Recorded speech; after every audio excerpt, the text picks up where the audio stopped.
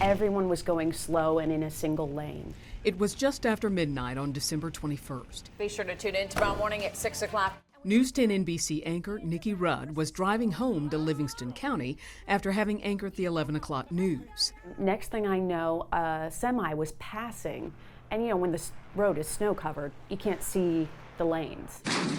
The semi hit her bumper, sending her sliding on the snow-slickened highway. And then I was kind of bouncing off his trailer. And that's when I thought, okay, this is how it all ends, right? Fortunately, Nikki is still with us, but her car was clearly damaged. Nikki has AAA, so when she called 911, the dispatcher offered to call a AAA service provider for her. And so dispatch called me back and said, we can't get a hold of any AAA tow truck drivers. I said, well, what am I supposed to do? Dispatch told her she had one other option. They said, well, there is this one place, but you have to request it. I said, okay. I request it. And so it was Bald Hill.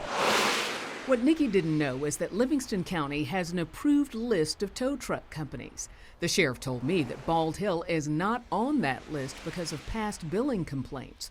So in Livingston County, to get an unapproved tow truck company, the motorist must ask for it. My husband asked them to take it to a collision shop of our choosing. They said, no, we have to take it back to Bald Hill. They had no idea that would cost them $1,050 in storage fees, and that's not the half of it. Next thing I know, we're getting a call that Bald Hill will not release my vehicle until my insurance pays a $4,000 bill.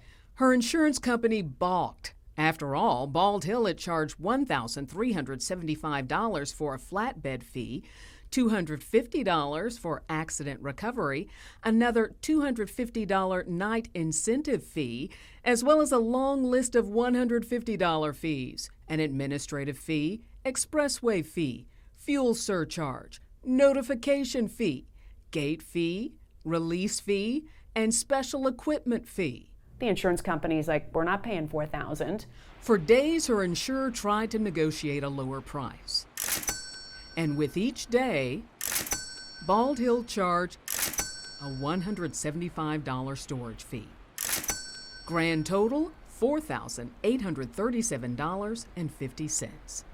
And so, that's one of the things that happens when there aren't any caps on towing fees or on storage fees. Teresa Murray is the Consumer Watchdog Director with the Public Interest Research Group, PIRG.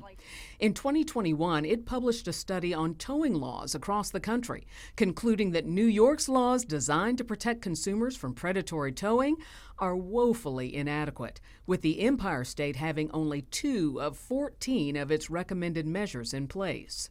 New York did not, at least in 2021, have any kind of caps on towing rates or on the storage fees or how late the storage places have to be open.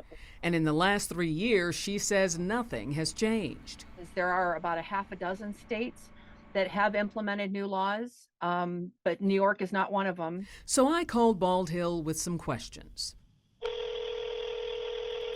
I'm calling about a bill for $4,837 for a 33-mile tow.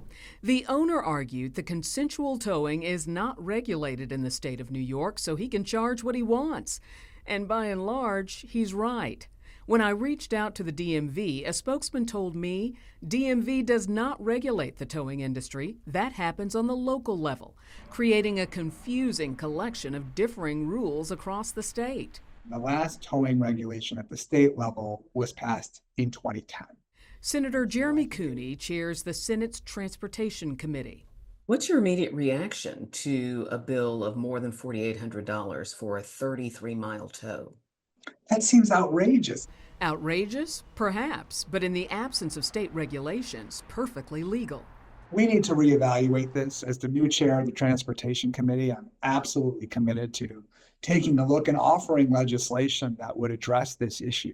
For Nikki, state changes can't come fast enough. And he maybe thinks that it's okay because he's doing this to insurance companies, but we all pay for the insurance and everyone ends up paying more because of stuff like this. Charge a reasonable rate.